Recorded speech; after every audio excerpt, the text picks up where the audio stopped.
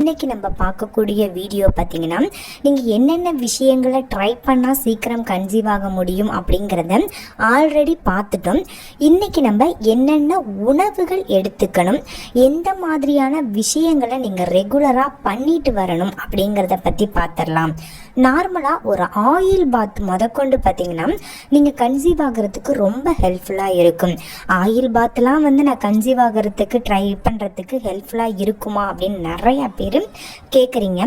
Oil பாத்து அவ்வளோ இம்பார்ட்டன்ட்ங்க. அதை பற்றியும் இன்னும் என்னென்ன விஷயங்கள் ஃபாலோ பண்ணணும் அப்படிங்கிறத பற்றியும் இந்த வீடியோவில் நம்ம டீட்டெயில்டாக பார்க்கலாம். இந்த வீடியோ கண்டிப்பாக உங்களுக்கு யூஸ்ஃபுல்லாக இருக்கும் அப்படின்னு எனக்கு நம்பிக்கை இருக்குது. உங்களுக்கு யூஸ்ஃபுல்லாக இருந்துருந்துச்சு அப்படின்னா இந்த வீடியோவுக்கு ஒரு லைக் பண்ணிக்கோங்க. உங்களோட லைக் தான் எங்களுக்கு அடுத்தடுத்த வீடியோக்கள் போடுறதுக்கு ரொம்பவும் மோட்டிவேஷ்னலாக இருக்கும். ஃபஸ்ட்டு நீங்கள் பேபிக்கு ட்ரை பண்ணும்போது என்ன தான் உங்களுக்கு ரெகுலர் பீரியடாக இருந்தாலும், ஓவலேஷனை கரெக்டாக கால்குலேட் பண்ணி நீங்கள் இன்டர்கோர்ஸில் இருந்தாலும், உங்களோட கருமுட்டையும் ஸ்பெர்மும் நல்ல ஆரோக்கியமாக இருந்தால் மட்டும்தான் நீங்கள் சீக்கிரம் கன்சீவ் ஆக முடியும். உங்களோட கருமுட்டையும் ஸ்பெர்மும் நல்ல ஆரோக்கியமாக இருக்கிறதுக்கு எந்த மாதிரியான உணவுகள் எடுத்துக்கணும் அப்படிங்கிறத நம்ம சேனலில் ஆல்ரெடி நான் வீடியோவாக போட்டிருக்கேன். ரொம்ப டீட்டெயில்டாக வேணும் அப்படின்னு நினச்சிங்கன்னா அந்த வீடியோவை போய் பாருங்கள். இதில் நான் ஒரு சில விஷயங்கள் சொல்கிறேன், இதை ஃபாலோ பண்ணாலும் ஓகே தான். இப்போ உங்களோட கருமுட்டை நல்ல ஆரோக்கியமாக வளரணும் அப்படின்னா முக்கியமாக நீங்கள் பார்த்தீங்கன்னா ஃபோலிக் ஆசிட் நல்ல அதிகம் உள்ள உணவுகள் எடுத்துக்கணும். கால்சியம், அயன், விட்டமின்ஸ் இந்த உணவுகள் எல்லாத்தையுமே சரிவிகித உணவாக நீங்கள் எடுத்துக்கிட்டால் மட்டும்தான் சீக்கிரம் நீங்கள் கன்சீவ் ஆக முடியும். சரிவிகித உணவு அப்படிங்கும்போது பார்த்தீங்கன்னா ஒரு நார்மலான சரிவிகித உணவு அப்படின்னா நீங்கள் டெய்லி உங்களோட உணவில் பார்த்தீங்கன்னா கீரை வகைகள் ஏதாவது ஒன்று எடுத்துக்கோங்க. நீங்கள் ஏதாவது ஒரு கீரை எடுத்துக்கும் போதே அதில் உங்களுக்கு அயன் கண்டென்ட் ஃபில்ஃபில் ஆகிடும். அது மாதிரி கால்சியம் உள்ள உணவுகள் என்னென்ன அப்படிங்கிறதையும் தேடி எடுத்துக்கோங்க. கால்சியம் அப்படிங்கும்போது நீங்கள் நார்மலாகவே முட்டை இல்லை முட்டைக்கோஸ் இந்த மாதிரி வெள்ளையாக இருக்க ஐட்டம் ஏதாவது, அதாவது பால் இந்த மாதிரி ஒயிட்டாக இருக்கிற ஐட்டம்ஸ் ஏதாவது உங்களோட உணவு எடுத்துக்கலாம். அது மாதிரி பார்த்தீங்கன்னா வாரத்தில் 2 நாளாவது நீங்கள் மீன் ரெகுலராக எடுத்துக்கோங்க. மீன் அப்படிங்கும்போது ஒரு சின்ன மீனில் பார்த்தீங்கன்னா அவ்வளோ ஒமேகா 3 கொழுப்பு ஆசிட் அதிகமாக இருக்கு. அதனால பெரிய மீனாக பார்த்து சாப்பிடாம சின்ன மீனாக நீங்கள் எடுத்துக்கிட்டீங்க அப்படின்னா உங்களோட கருமுட்டை நல்ல ஆரோக்கியமாக வளர்கிறதுக்கு ஹெல்ப் பண்ணும். இந்த உணவுகள்லாம் ரெகுலராக எடுத்துக்கோங்க. இது மட்டும் இல்லாமல் உங்களோட உணவில் பருப்பு வகைகளை நீங்கள் எடுத்துக்கலாம். கொண்டக்கடலை, சுண்டல் இந்த மாதிரியான உணவுகளும் நீங்கள் ரெகுலராக எடுத்துக்கணும். அது மாதிரி மாவு ஐட்டம் உள்ள உணவுகளையும் நீங்கள் எடுத்துக்கலாம். மாவு அப்படின்னா நீங்கள் அரிசியில் செஞ்ச மாவு கிடையாதுங்க. நீங்கள் கோதுமை மாவு எடுத்துக்கலாம், இல்லை ராகி மாவு எடுத்துக்கலாம். இந்த மாதிரி ஏதாவது இந்த ஐட்டம் நீங்கள் ரெகுலராக எடுத்துக்கும் போது உங்களோட கருமுட்டையும் ஸ்பெர்மும் நல்ல ஆரோக்கியமாக வளரும். ஆண்களாக இருந்தீங்க அப்படின்னா நான் சொல்கிற இந்த உணவுகளை மட்டும் நீங்கள் ரெகுலராக ஃபாலோ பண்ணீங்க அப்படின்னா ஸ்பெர்மோட குவான்டிட்டி எல்லாமே நல்லா இன்க்ரீஸ் ஆகும். அது என்ன உணவு அப்படின்னா நான் சொல்கிற இந்த 2-3 உணவுகளில் ஏதாவது ஒன்று இல்லை 2 நீங்கள் ரெகுலராக எடுத்துக்கோங்க.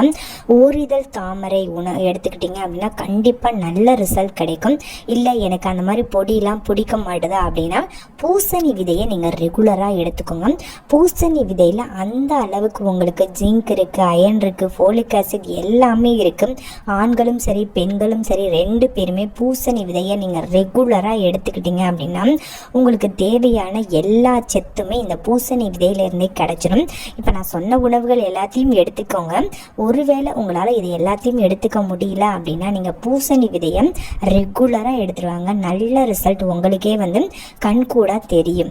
இப்போ நான் சொன்ன உணவுகள்லாம் எடுத்துக்கிட்டீங்க அப்படின்னா கண்டிப்பாக உங்களுக்கு உங்களோட உடம்பு நல்ல ஆரோக்கியமாகிடும், கருமுட்டை நல்ல ஆரோக்கியமாகிடும், விந்து ஆரோக்கியமாகிடும். இதெல்லாம் ஆரோக்கியமாக இருக்குது. இருந்தாலும் எனக்கு பேபி டிலே ஆகுது அப்படின்னா என்ன பிரச்சனை அப்படின்னா உங்களோட பாடி ஹீட் தாங்க.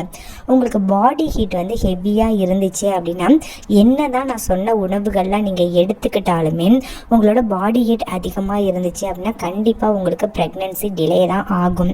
அந்த பாடி ஹீட்டை ரெடியூஸ் பண்ணணும் அப்படின்னா நீங்கள் வாரத்தில் ஒரு நாளாவது 2 பேருமே ஆயில் பாத் எடுத்துக்கணும். அப்படி ஆயில் பாத் எடுத்துக்கும் போது ஆண்களாக இருந்தீங்கன்னா உங்களோட ஸ்பெர்ம் ப்ரொடியூஸ் ஆகிற அதாவது அந்த விரைப்பையில் உங்களுக்கு ஹீட் ஜென்ரேட் ஆகிறது கொஞ்சம் கம்மியாகும். ஹீட் வந்து உங்களுக்கு கம்மியாக இருந்தாலே நல்ல குவாலிட்டியான ஸ்பெர்ம் ப்ரொடியூஸ் ஆகும். அப்படி குவாலிட்டியான ஸ்பெர்ம் ப்ரொடியூஸ் ஆகி உங்களுக்கு அதாவது பெண்களுக்கு போகும்போது பெண்களோட உடம்புல பாடி ஹீட் அதிகமாக இருந்துச்சு அப்படின்னா அப்போ போய் அங்கே உங்களுக்கு வந்து இறக்கிறதுக்கான வாய்ப்பு இருக்குது. அதனால் பெண்களும் வாரத்துக்கு ஒரு நாள் பார்த்திங்கன்னா ஆயில் பாத் எடுத்துக்கிட்டிங்க அப்படின்னா உங்களோட உடம்புலையும் டெம்பரேச்சர் கரெக்டாக மெயின்டைன் ஆகும். உங்களோட கருமுட்டையும் நல்லா ஆரோக்கியமாக இருக்கும். ஸ்பெர்ம் வந்து உங்கள் உடம்புக்குள்ளே வரும்போது எங்கேயுமே வந்து உங்களுக்கு இறக்கிறதுக்கான வாய்ப்புகள் இருக்காது. டைரெக்டாக வந்து உங்களோட கருமுட்டையை ரீச் ஆகிடும். அதனால தான் உங்களை நான் ஆயில் பாத் எடுத்துக்கோங்க அப்படின்னு சொல்கிறேன். ஆயில் பாத் நீங்கள் வாரம் எடுத்துக்கலாம். உங்களுக்கு பீரியட் ஸ்டார்ட் ஆகிடுச்சு அப்படின்னா பீரியட் ஸ்டார்ட் ஆன முதல் நாளும் 5வது நாளும் நீங்கள் ஆயில் பாத் எடுத்துக்கலாம். அந்த வாரம் 2 தடவை எடுத்துக்கலாம். அதுக்கப்புறம் வாரம் எடுத்துக்கணும். ஆனால் உங்களுக்கு பீரியட் வர்றதுக்கு 1 வீக் முன்னாடி நீங்கள் ஆயில் பாத் எடுத்துக்கிறத அவாய்ட் பண்ணிக்கலாம். ஆண்கள் வந்து நீங்கள் எப்பயுமே எடுத்துக்கலாம். பெண்கள் மட்டும் ஒரு வாரத்துக்கு முன்னாடி நீங்கள் அவாய்ட் பண்ணுறது ரொம்ப நல்லது. இதை நீங்கள் ரெகுலராக செஞ்சுட்டு வாங்க. நல்ல ரிசல்ட்டை நீங்களே வந்து கண்கூடாக பார்ப்பீங்க. இதை செஞ்சு பார்த்துட்டு உங்களுக்கு என்ன மாதிரியான இம்ப்ரூவ்மெண்ட் இருந்துச்சு அப்படிங்கிறதையும் மறக்காமல் நம்ம வீடியோவுக்கு கீழே கமெண்ட் பண்ணுங்கள். நம்ம போன வீடியோவில் எத்தனை டைம் இன்டர்கோர்ஸில் இருக்கணும், எவ்வளோ நாளுக்கு அப்புறம் இன்டர்கோர்ஸில் இருக்கணும், என்னென்ன உணவுகள் எடுத்துக்கணும் அப்படிங்கிறத பற்றியும் என்னென்ன மாதிரிலாம் நீங்கள் வந்து ட்ரை பண்ணிங்க அப்படின்னா சீக்கிரம் உங்களுக்கு பேபி ஃபார்ம் ஆகும் அப்படிங்கிறத பற்றியும் போட்டிருந்தோம். அந்த வீடியோவை பார்க்காதவங்க அதையும் போய் பாருங்கள். கண்டிப்பாக அந்த வீடியோ ஹெல்ப்ஃபுல்லாக இருக்கும். அந்த வீடியோவும் இந்த வீடியோவுமே உங்களுக்கு வந்து மோஸ்ட்லி வந்து ப்ரெக்னென்சிக்கு ட்ரை போகும்போது என்னென்ன விஷயங்கள் வந்து தெரிஞ்சுக்கணும் அப்படிங்கிறது இந்த 2 வீடியோலையுமே பார்த்தா ஒரு கிளாரிஃபிகேஷன் கிடைக்கும். ஒருவேளை உங்களுக்கு ஏதாவது சந்தேகம் இருக்குது அப்படின்னாலும் மறக்காமல் நம்ம வீடியோக்கு கீழே நீங்கள் கமெண்ட் பண்ணலாம். கண்டிப்பாக ரிப்ளை பண்ணுவோம். அது மாதிரி உங்களுக்கு பீரியட் மிஸ் ஆகிடுச்சு அப்படின்னா எத்தனை நாள் வரைக்கும் வெயிட் பண்ணணும் அப்படிங்கிற டவுட் நிறையா பேருக்கு இருக்குது. ஏன்னா நிறையா பேர் 10 நாள் 15 நாள் வரைக்கும்லாம் வெயிட் பண்ணி அதுக்கப்புறம் எனக்கு பீரியட் வந்துருச்சு அப்படின்னு சொல்கிறீங்க. நீங்கள் பண்ணுற பெரிய மிஸ்டேக் இதுதான். ஏன்னா எல்லா விஷயத்தையும் கரெக்டாக ஃபாலோ பண்ணிவிட்டு 10 நாள் வரைக்கும் வெயிட் பண்ணி அதுக்கப்புறம் பீரியட் வருது அப்படிங்கிறலாம் ரொம்ப கொடுமையான விஷயம். அதனால் நீங்கள் உங்களுக்கு பீரியட் மிஸ் ஆகிடுச்சு அப்படின்னா 5 நாள்லேயே நீங்கள் ப்ரெக்னென்சி டெஸ்ட் எடுத்துடலாம். நீங்கள் 5 நாளில் எடுக்கும்போதே உங்களுக்கு அக்யூரேட் ரிசல்ட் கிடச்சிரும். அக்யூரேட் ரிசல்ட் கிடச்சிருச்சு அப்படின்னா உடனே நீங்கள் ஒரு 2 நாளில் டாக்டரை போய் பாருங்கள். அவங்க உங்களுக்கு ஃபோலிக் ஆசிட் டேப்லெட் வந்து ரெக்கமெண்ட் பண்ணுவாங்க. அதை நீங்கள் ரெகுலராக எடுத்துக்கிட்டிங்கன்னா உங்களோட கருமுட்டை கரெக்டாக இம்ப்ளான்டேஷன் ஆகி நல்லா க்ரோத் ஆகும். அதனால தான் நான் ஆல்ரெடி சொன்னது தான். பீரியட் மிஸ் ஆகிடுச்சு அப்படின்னா 5 நாளே நீங்கள் டெஸ்ட் எடுத்து பார்த்துருங்க. இந்த வீடியோ உங்களுக்கு கண்டிப்பாக யூஸ்ஃபுல்லாக இருந்திருக்கும் அப்படின்னு நினைக்கிறேன். யூஸ்ஃபுல்லாக இருந்துச்சு அப்படின்னா ஒரு லைக் பண்ணிக்கோங்க.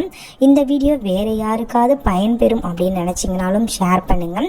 இதில் ஏதாவது உங்களுக்கு வேறு ஏதாவது தகவல் தெரிஞ்சுக்கணும் அப்படின்னாலும் கமெண்ட் பண்ணுங்கள். இது மாதிரி இன்னொரு ப்ரெக்னன்சி ரிலேட்டட் வீடியோவோடு நம்ம சந்திக்கலாம். தேங்க்ஸ் ஃபார் வாட்சிங் திஸ் வீடியோ.